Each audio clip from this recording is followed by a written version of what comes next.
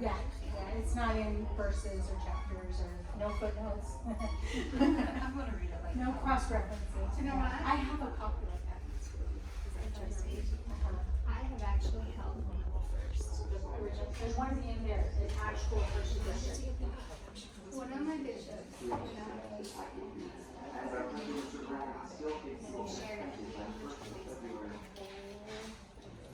We also know that it's on the map.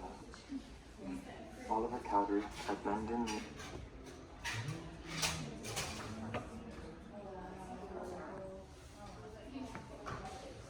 New York.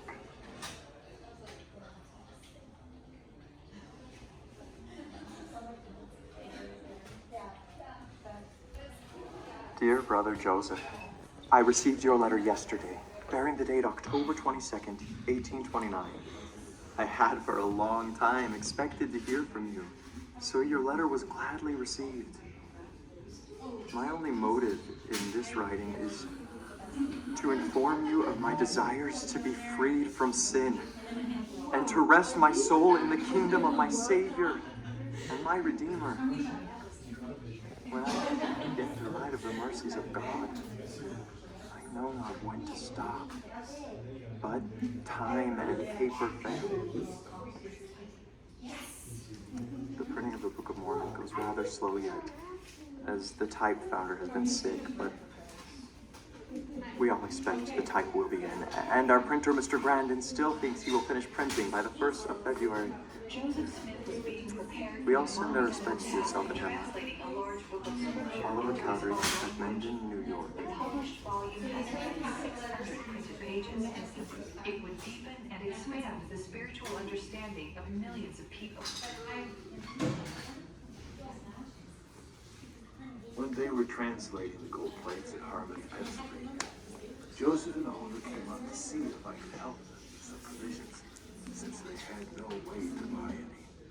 I had already planned to go to Canada, so I bought a barrel of mackerel and some lined paper for writing. When I came home, I also bought some 9-10 bushels of grain, 5 or 6 bushels of potatoes, and a pound of tea.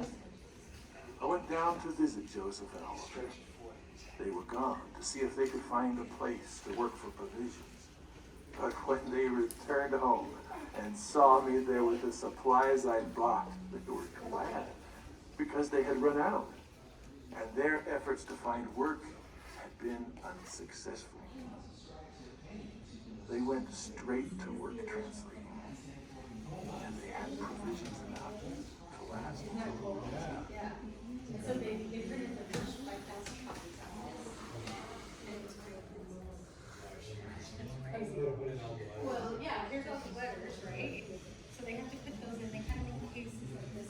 And they have the first page. I was at home when my brother Joseph burst through the door, out of breath and nearly exhausted, and threw himself on the couch.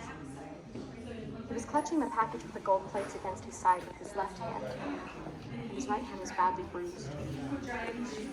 Joseph told me that 3 men had leapt out at him from behind a fence. He heard his hand striking one of them to get away.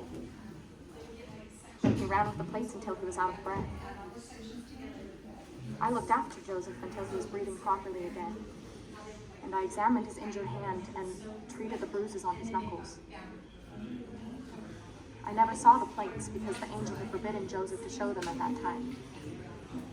But I did heft the package to set it on the table, and it was very heavy.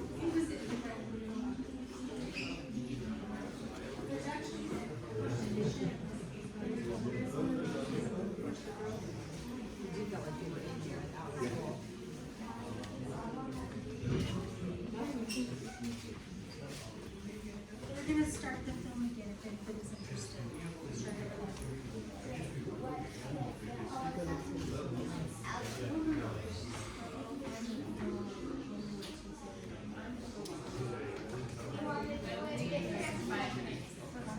That summer, Joseph, Emma, and Oliver were all living under our roof while they worked to translate the gold plates. Having 6 members of my own family to care for, plus these new visitors, created a lot of extra work for me, almost more than I could bear. One night, after working all day, I went out to the barn to milk the cows. There I met a stranger. He had something on his back that looked like a knapsack. First I was a little afraid, but then he spoke in a kind and friendly voice that put me right at ease. The man talked about the nature of the work that was going on in my house, and it filled me with such inexpressible joy and satisfaction. He unwrapped the knapsack and showed me a bundle of plates. He turned each of the golden leaves one by one and showed me the engravings written upon them. And he told me to suffer my burdens for just a little while longer, and that I would be blessed if I just stood faithful to the end.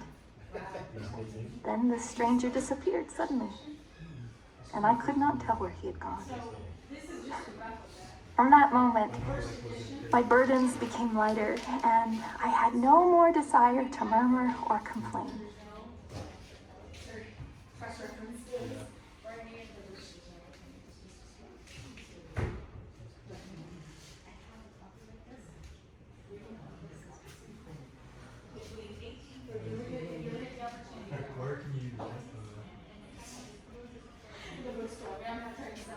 Oliver Cowdery and my husband Joseph wrote in the same room where I was at work.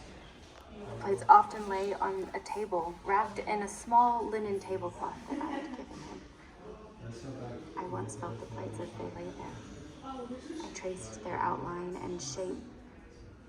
They seemed pliable, like thick paper, and would rustle with a metallic sound as my thumb touched the edges.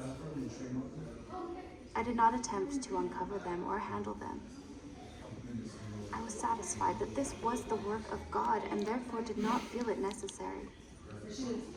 My husband could neither write nor dictate a coherent letter, let alone dictate a book like the Book of Mormons. And though I was present and an active participant in the translation of the plates, it was marvelous to me. A marvel and a wonder to me as much as to anyone else.